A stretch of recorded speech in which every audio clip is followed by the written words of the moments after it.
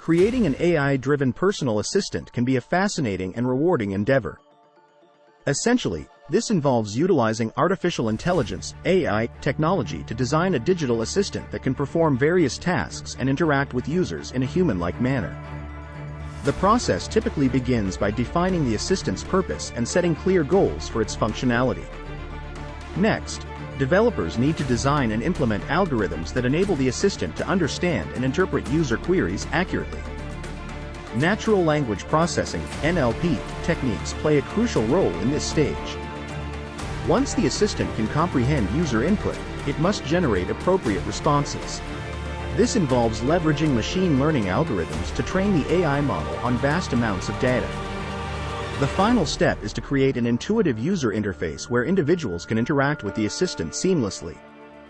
This often involves integrating the personal assistant with existing platforms or devices. By carefully considering these steps and employing cutting-edge AI technologies, developers can create an efficient and user-friendly AI-driven personal assistant.